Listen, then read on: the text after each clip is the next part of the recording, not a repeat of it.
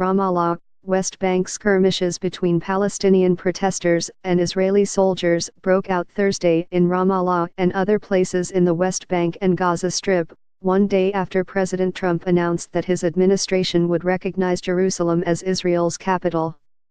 The Palestinian Authority called for a general strike in Palestinian cities and, in Gaza, the Islamist Hamas movement urged its followers to ignite a third intifada, or uprising, against Israel.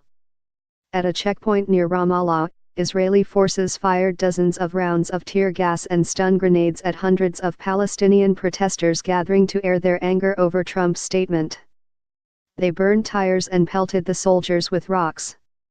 "This will be bad," said an ambulance driver. Clashes also erupted in East Jerusalem and at the border fence between Israel and Gaza. There were early reports of injuries on both sides. Trump's announcement Wednesday that he would move the U.S. Embassy from Tel Aviv to Jerusalem and his declaration that the United States recognizes Jerusalem as Israel's capital reversed a decades-old U.S. policy. Many fear that the step could spark another bloody conflict in the region. Hamas leader Ismail Haniyeh called for a new uprising in the Palestinian territories and declared Friday a day of rage. "Tomorrow should be a day of rage and the beginning of a broad movement for an uprising that I call the Intifada of Freedom of Jerusalem," he said.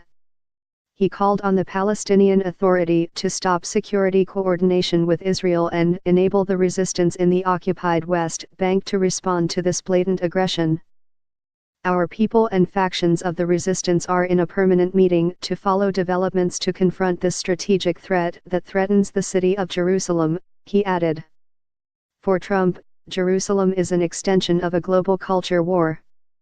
Israel's army said it was preparing for an increase in violence in the coming days and that it has beefed up its troops in the West Bank, adding reinforcements to its combat intelligence and territorial defense units. U.S. institutions in the region were also readying themselves for possible violent fallout. Reuters reported that a State Department communique has been sent to diplomats at the embassy in Tel Aviv with talking points to convey to Israeli officials. "While I recognize that you will publicly welcome this news, I ask that you restrain your official response," Reuters quoted the document dated December 6 as saying, "We expect there to be resistance to this news in the Middle East and around the world. We are still judging the impact this decision will have on U.S. facilities and personnel overseas." In his televised speech Wednesday, Trump said that presidents before him had signed a waiver delaying the recognition of Jerusalem under the belief that it might advance the cause of peace. "But," he said, "after more than 2 decades of waivers, we are no closer to a lasting peace agreement between Israel and the Palestinians. It would be folly to assume that repeating the exact same formula would now produce a different or better result. Therefore, I have determined that it is time to officially recognize Jerusalem as the capital of Israel," he said.